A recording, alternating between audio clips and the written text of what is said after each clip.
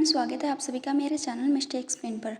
अभी इस चैप्टर में मैं डिवोर्स्ड एम्प्रेस मांगा का नेक्स्ट पार्ट एक्सप्लेन करने जा रही हूँ एंड आई होप आपने इसके पहले के पार्ट देख लिया होगा। इससे आपको स्टोरी जल्दी से समझ आएगी। तो हमने लास्ट चैप्टर में देखा था जो डायना है, जो कि कार्ल की मिस्ट्रेस है, वो उसकी बहन के साथ होती है, एल्सा के साथ, और एल्सा किसी बात के लिए उस पर चिल्लाने लगती है। तभी कार्ल वहाँ पर आता है और जैसे ही वो आता है ना, तो एल्सा ये बात नोटिस करती है। तो इधर हम देखते हैं जो डायना है ना, वो सोचती है अपने मन में कि तुम बिल्कुल सही टाइम पे आए हो। तभी जो कार्ल है ना, उन दोनों को देख रहा होता है। तभी जो डायना है वो उसके पास आती है और उससे बोलते हैं कि योर मैजेस्टी, आप यहाँ पर आ गए। और वो देखते हैं हम, उसकी आंखों में आंसू होते हैं, उसने जो अभी अभी लाए होते हैं। तो उसे इस तरह से देख के कार्ल को बिल्कुल भी अच्छा नहीं लगता। तभी हम एल्सा को देखते हैं और वो सोचते हैं कि ये फॉक्स फिर से स्टार्ट हो गई। तभी कार्ल बोलता है कि ये सब क्या हो रहा है। तभी एल्सा बोलती है कि क्या तुम यहाँ पर मिस्ट्रेस को देखने के लिए आए हो? तुम्हें अभी अपने ऑफिस में होना चाहिए था, मतलब अपने स्टडी टेबल पे जो स्टेट के अफेयर्स हैं उसके बारे में देखना चाहिए था।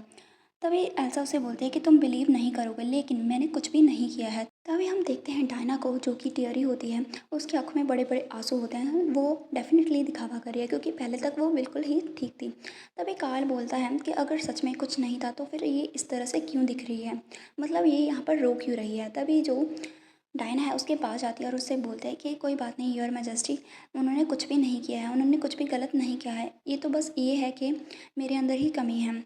और फिर वो आगे बोलती है, मैं अपना बेस्ट ट्राई कर रही थी कि मैं आपकी वेडिंग के लिए सबसे अच्छे से प्रिपरेशन करूं, लेकिन मुझे लगता है कि जो हर ग्रेस है, मतलब एल्सा, वो मेरे प्रिपरेशन के साथ सेटिस्फाइड नहीं है और वो उसके सामने बहुत ही वीक प्रिटेंड करती है, जैसे कि उसे बुली बुली किया गया हो। तभी उसकी बातें सुन के ना एल्सा बोलती, हाँ ऐसा ही हुआ था, मुझे लगता है इस तरह से मैं यहाँ पर मेन सिस्टर इन लॉ बन गई है ना, और मैं यहाँ पर इनोसेंट लोगों को बुली कर रही हूँ। ऐसा लगता है कि यहाँ पर मेरा कोई राइट नहीं है ऐसे ही कुछ कहने का। इवन तो तुम्हारी जो चेरिस्ड मिस्ट्रेस है वो ट्राई कर रही थी अपनी अथॉरिटी दिखाने का, जो कल वेडिंग सेरेमनी होने वाली है। तो यहाँ पर काल उससे बोलता है कि उसकी अथॉरिटी आपका मतलब क्या है, और वैसे भी हमारे पास कोई भी सूटेबल रॉयल लेडी नहीं है वेडिंग सेरेमनी को होस्ट करने के लिए। क्या हमें उसके लिए ग्रेटफुल नहीं होना चाहिए उसका कि वो यहाँ पर इतना ज़्यादा हमारे लिए प्रिपरेशन के लिए वर्क कर रही है और अपना हार्ड वर्क दे रही है। और फिर वो बोलते हैं स्पेशली यू डचेस ग्रैंड। तो यहाँ पर वो एल्सा का नाम नहीं लेता, ना ही उसे सिस्टर बोलता है, वो उसे सीधा ही डचेस बोलती है। तो उसकी बात सुन के एल्सा उसे बोलती है कि क्या तुम अभी मुझे ब्लेम कर रहे हो मेरे डिवोर्स के लिए, क्योंकि ना यहाँ पर किंगडम में जो भी डिवोर्स लेडी होती है उसे यहाँ पर प्रिपरेशन करने नहीं दी जाती है। तभी कार्ल उसे बोलता है चलो इसे बंद करते हैं, ये मेरी लास्ट वार्निंग है। मैं यहाँ पर जो डायना को चार्ज मैंने ही बनाया था वेडिंग सेरेमनी के प्रिपरेशन का, तो कोई भी उसके बीच में नहीं आ सकता। और इसके अलावा आपको अगर कुछ भी कहना है तो आप मुझसे आके कहिएगा, तुम्हें सिर्फ उसके डिसीजन को फॉलो करना है। क्या हम क्लियर हैं? तो एल्सा उसकी बात सुन के उससे बोलते ठीक है, फिर मैं भी यहाँ पर और ज़्यादा देर इसके साथ नहीं रहना चाहती, ना ही ये जो आज कुछ हुआ था, मतलब जो भी आज ये ड्रामा चल रहा है, इसे और ज़्यादा देखना चाहती हूँ। जैसे ही सेरेमनी कंप्लीट हो जाएगी मैं यहाँ से चली जाऊँगी। और फिर वो जो काल है वहाँ से मुड़ के जाने लगता है। तभी पीछे से जो डायना है उसे आवाज़ देती है योर मैजेस्टी। तभी हम देखते हैं डायना एल्सा को देखती है और स्माइल करती है, तो उसे देख के एल्सा को बिल्कुल भी अच्छा नहीं लगता है। तभी जैसे ही वो जाता है ना, तभी हम नोटिस करते हैं जो एल्सा होते हैं ना, वो यहाँ पर जाके बैठ जाते हैं, उसके सामने बहुत सारे क्राउन्स रखे होते हैं। तभी उसका जो सिर है ना वो दुखने लग जाता है और वो अपने सर पे हाथ रखती है। फिर इधर हम देखते हैं जो डायना है ना, वो सोचते हैं कि जो हिज मैजेस्टी हैं वो यहाँ के सन हैं, और जो भी लोग उसके जितने ज़्यादा करीब होंगे उस पर उतने ही ज़्यादा लाइट रिसीव करेंगे। वैसे भी जो एल्सा है, वैसे तो उनकी जो बड़ी सिस्टर हैं, लेकिन क्या उसे सच में लगता है कि इस तरह से उसकी सिर्फ सिस्टर होने से वो उसे अपसेट कर सकती है? नहीं। और फिर वो बोलती है उसके लिए मैं ही उसका मून हूँ, मतलब यहाँ पर जो डायना है खुद को बहुत ही ज़्यादा इम्पोर्टेंट दे रही होती है। तो यहाँ पर आगे हम देखते हैं जो एल्सा है ना, वो सोचते हैं कि ये एम्प्रर को इतना ज़्यादा मैनिपुलेट कर रही है, क्या जो न्यू एम्प्रेस आएगी, क्या वो यहाँ पर इसे होल्ड रख पाएगी, क्या इसके साथ यहाँ पर सह पाएगी। मतलब वो ना जो एडला है उसके लिए चिंता कर रही होती है। तभी हमारा जो सीन है वो शिफ्ट होता है। यहाँ पर हम देखते हैं डायना बोलती है योर मैजेस्टी, जो डायना बोलते हैं कि आपको अभी जाना चाहिए। तभी हम देखते हैं यहाँ पर जो डायना होती है वो बैठी होती है और कार्ल उसके लैप पे सर रखा होता है और वो दोनों इंजॉय कर रहे होते हैं अपने व्यू को। तभी कार्ल उससे बोलता है नहीं, थोड़ी देर और रुक जाओ, मुझे थोड़ी देर और ऐसे ही रहने दो। तभी जो डायना है ना उसे देखती है और सोचती है ये कितना ज़्यादा ब्यूटीफुल है, उसका फोरहेड, उसकी आईलैशेस, नोज, लिप्स, हर एक पार्ट उसकी बॉडी का बहुत ही ज़्यादा अच्छा है, ऐसा कोई पार्ट नहीं है जिसे मैं नापसंद करूँ। और फिर वो सोचता है काल ये एकदम परफेक्ट है जैसे इसका नाम है, और ये परफेक्ट पर्सन सिर्फ मेरा है, सिर्फ मेरा मेरा कोई इंटेंशन नहीं है इसका किसी और के साथ शेयर करने का, किसी के साथ भी नहीं। और हम यहाँ पर उसकी जो इंटेंशन है साफ साफ देख पा रहे होते हैं। तभी हम देखते हैं काल वहाँ पर थोड़ी देर सो जाता है, तभी उसकी आँख खुलती है क्योंकि उसकी जो फेस पे ना थोड़ा सा पानी गिरता है। तो हम देखते हैं जो डायना ने फिर से अपना नाटक स्टार्ट कर दिया होता है और वो वहाँ पर रोने लगती है। तो काल उसे उठ के देखते हैं, तो हम देखते हैं जो डायना है ना उसके सामने बहुत ही ज़्यादा प्रिटेंड कर रही होती है। तभी काल पूछता है डायना क्या हुआ है। तभी वो बोलते हैं कि योर मैजेस्टी प्लीज़ मुझे माफ़ कर दीजिए, मेरी वजह से आपका जो नींद है वो ख़राब हो चुकी है। तभी काल उससे बोलता है कि क्या तुम अभी भी डचेस की बातों से हर्ट हो रही हो। तो वो बोलती है कि नहीं नहीं ऐसा नहीं है, ये इस बात का साथ रिलेटेड नहीं है। मैं तो बस सोच रही थी क्या जो न्यू एम्प्रेस आएंगी क्या वो मेरे साथ डिस्प्लीज्ड होंगी, मतलब क्या वो मुझे नापसंद करेंगी। और फिर वो अपने मन में सोचती है कि नहीं, मैं उसे अपने इस काल को नहीं लेने दूंगी। और फिर वो उसे बोलते हैं कि क्या मेरे लिए अच्छा होगा कि मैं इस पैलेस को छोड़कर चले जाऊँ, इससे आप दोनों कंफर्टेबल रहेंगे और वो भी कंफर्टेबल रहेंगी। तभी काल उसे बोलता है कि जो एम्प्रेस है वो कभी भी तुम्हें हार्म नहीं कर पाएगी, वो उसकी पूरी तरह से बातों में मतलब पूरी तरह से कंट्रोल में होता है। तभी डायना उससे बोलते हैं कि प्लीज़ मुझे माफ़ कर दीजिए, मुझे ऐसा लग रहा है जैसे मैं आपके फ्यूचर में आ रही हूँ, आपके फ्यूचर में बहुत ही ज़्यादा बाधा बन रही हूँ। फिर वो बोलती है कि लेकिन फिर भी योर मैजेस्टी, मैं सच में आपको कहीं नहीं जाने देना चाहती, आप मेरी लाइफ में सिर्फ अकेले ही हूँ और मैं हमेशा अपनी लाइफ में आपको चाहती हूँ। तभी काल उसको अब हक करता है और उससे बोलता है कि तुम ऐसी बातें क्यों कर रही हो। तो डायना उससे बोलती है कि मुझे पता है अगर एम्प्रेस यहाँ पर आ भी गई और आपको उन्होंने मुझसे ले भी लिया तब भी मैं बस फाइन हूँ कि मैं आपके साथ खड़ी रहूँ। और फिर वो उसे बहुत ही ज़्यादा यहाँ पर एम्प्रेस के खिलाफ भड़काने लगती है। तो काल इस बात को देखता है और यहाँ पर जो डायना है अपने मन में सोचती है कभी नहीं, मैं कभी भी तुम्हें मुझसे किसी को भी चुराने नहीं दूंगी, चाहे वो एम्प्रेस खुद ही क्यों ना हो। तभी हमारा सीन शिफ्ट होता है, हम देखते हैं डायना अपने जो आइवरी पैलेस है वहाँ पर आ जाती है और साथ में उसका भाई होता है और वो बोलता है कि क्या तुमने हिज मैजेस्टी का कोर्ट भी चुना था।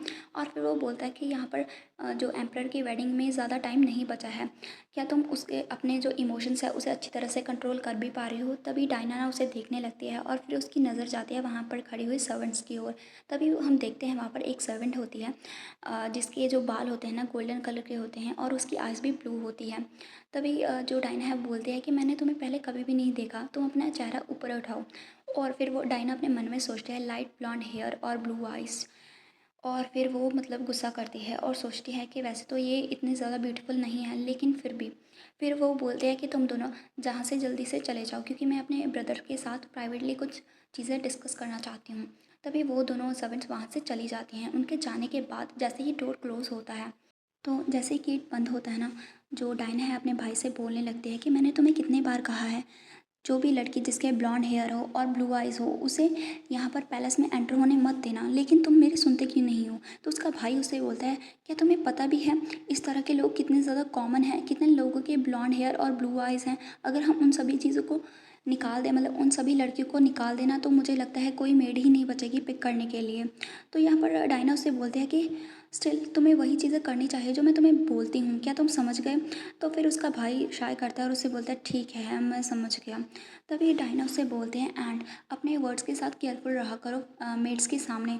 अगर तुम ऐसा नहीं कर सकते ना तो फिर मेरे इस पास आने की फ्यूचर में ज़रूरत नहीं है। और वो अपने भाई पर गुस्सा करने लगती है। तभी उसका भाई ना कुछ भी उसे नहीं बोलता, फिर बोलता है थोड़ी देर रुकने के बाद डायना क्या मैं तुमसे एक क्वेश्चन पूछ सकता हूँ। तो डायना ऊपर सर उठाती है। तो फिर जो उसका भाई है उससे बोलता है कि क्या तुम्हें सच में लगता है कि तुम अभी भी एम्प्रर के पास रह सकती हो। तुम्हें पता है ना जो एम्प्रेस है वो गटोर एम्पायर की प्रिंसेस है और वो बहुत ही ज़्यादा एक्सट्रीमली ब्यूटीफुल है, मैंने उसके बारे में सुना है। तो डायना उससे बोलती है कि तुम्हारा मतलब क्या है।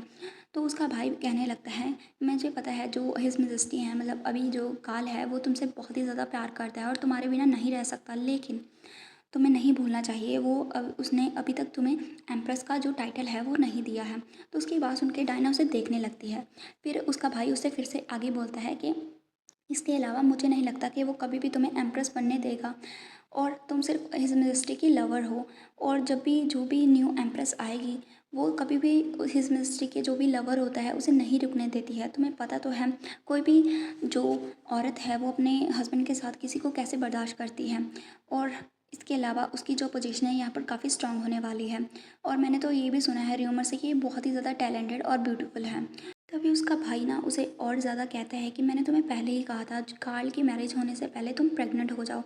तभी डायना गुस्सा करती है और उससे बोलती है कि तुम्हें क्या लगता है, क्या ये इतना इजी है जैसा ये साउंड कर रहा है। उसकी बात सुन के जो उसका भाई है ना वो सोचता है इसका टेम्पर अभी तक नहीं बदला। फिर डायना उससे बोलती है कि बिग ब्रदर जो एम्प्रेस है उसे कुछ भी ग्रांट नहीं किया जाएगा, हिज मेजेस्टी उसे कुछ भी नहीं देंगे। तो उसका भाई उससे बोलता है ये तुम्हारा मतलब क्या है। तो फिर डायना उससे बोलते हैं कि जो हिज मेजेस्टी है ना उसे एम्प्रेस वर्ड से नफ़रत है। तो उसका भाई है वो बोलता है कि तुम क्या बोल रही हो। तभी डायना आगे जो स्टोरी है उसे कंटिन्यू करती है और बोलती है कि यहाँ पर एक रीज़न है जो हिज मेजेस्टी मुझे एम्प्रेस क्यों नहीं बना सकते, क्योंकि वो मुझसे प्यार करते हैं, इसलिए वो मुझे यहाँ पर एम्प्रेस नहीं बनाना चाहते। तो उसका भाई बोलता है कि तुम क्या बुलशिट कह रही हो, तुम्हें पता भी है जो मैन है ना जैसे ही उनका लव ग्रो होने लगता है वो कोल्ड होता जाता है। तभी डायना उसे बोलती है कि तुम क्या कह रहे हो। तो उसका भाई बोलता है कि कभी ना कभी जो एम्प्रर का तुम्हारे लिए प्यार है ना वो ठंडा पड़ जाएगा। तभी डायना कहती है कि मुझे पता है। तो वो बोलता है तुम्हें क्या पता है। तो डायना बोलती है कि मुझे पता है जो प्यार है किसी ज़िंदा पर्सन के लिए कभी भी ख़त्म हो सकता है, कभी भी ठंडा पड़ सकता है, लेकिन जो प्यार किसी मरे हुए पर्सन के लिए हो वो कभी भी ओल्ड नहीं होता, कभी भी ठंडा नहीं पड़ता। तो उसकी बात सुन के ना उसका भाई कहता है कि तुम कहना क्या चाहती हो। तो डायना बोलती है कि हिज मेजेस्टी मेरे अंदर अपनी मदर को देखते हैं। तभी वो देखते हैं हम उसके पास एक लॉकेट होता है, उसमें एक लड़की की फ़ोटो होती है जो काल है उसकी मदर होती है। तो ये लड़की बहुत ही ज़्यादा नॉर्मल होती है, क्योंकि हमने देख ही लिया है काल के जो एम्पायर में गोल्डन हेयर और ब्लू आइज़ के लोग कितने ज़्यादा कॉमन हैं।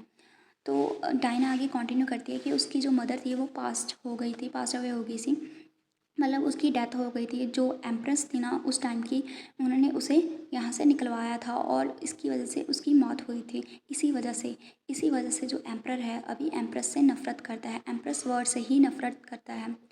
तो तुम्हें क्या लगता है क्या उसका जो लव है वो जैसे जैसे आगे बढ़ेगा वो ठंडा पड़ता जाएगा। इस सब के बाद भी, इन सब सुनने के बाद भी, तो उसका भाई यहाँ पर उसे कुछ भी नहीं कहता। फिर डायना उसे बोलती है इसके अलावा जो एम्प्रेस जिसके पास सिर्फ और सिर्फ स्टेटस हो और कुछ भी ना हो, उसके अलावा मुझे लगता है कि मिस्ट्रेस जिसके पास प्यार और पावर दोनों ही हाथों में हो, मुझे लगता है वो बहुत ही ज़्यादा बेहतर है, इसलिए मैं उसकी मिस्ट्रेस बनना ज़्यादा पसंद करूँगी। और वो इसी में बहुत ज़्यादा हैप्पी होती है, क्योंकि उसे पता होता है जो एम्प्रेस बनने वाली है लड़की वो वहाँ पर उसके पास कोई पोजीशन नहीं होगी।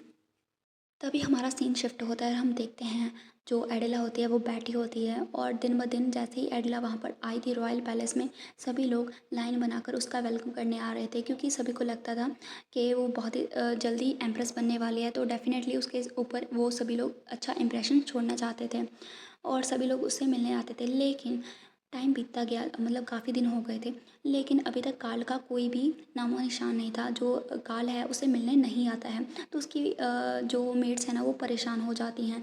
तो यहाँ पर जो एडला है वो सोचती है कि इन द एंड वो नहीं आया।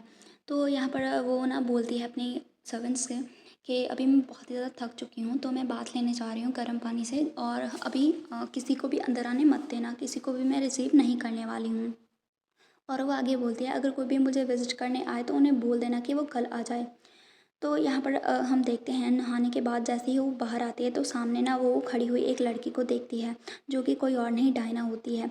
और जो हमारी एम्प्रेस है मतलब एडिला, वो सोचती है ये कौन है। तो ये जो डायना है वो यहाँ पर उसे मिलने आई होती है। तो आगे इनकी स्टोरी क्या रहेगी, डायना यहाँ पर उसे क्या कहने आई है क्या नहीं, वो हम नेक्स्ट चैप्टर में देखेंगे। उम्मीद है आपको ये चैप्टर अच्छा लगा होगा। और हाँ फ्रेंड्स, अगर आप चाहते हैं ना तो आप मुझे कमेंट में बता सकते हैं कि क्या मैं इस स्टोरी की लंबी वीडियो डालूँ, जैसे कि 1 घंटे की या फिर 1.5 घंटे की, क्योंकि इस तरह से आपको पता है चैनल पर मोनेटाइज होने के लिए 4000 घंटे का वॉच टाइम चाहिए होता है। और अगर आप वीडियो को पूरी वॉच करेंगे ना तो मैं डालूँ, अदरवाइज़ मैं ऐसे ही मतलब जो 10 मिनट्स या 20 मिनट्स तक की वीडियो रोज़ अपलोड कर दिया करूँगी। एंड तो अगर आपने यहाँ तक वीडियो देखी है तो मुझे उम्मीद है आपको वीडियो अच्छी लगी होगी, तो वो वीडियो को लाइक करके मेरे चैनल को सब्सक्राइब करना ना भूलिएगा। एंड दैट्स इट, मिलेंगे नेक्स्ट चैप्टर में, बाय।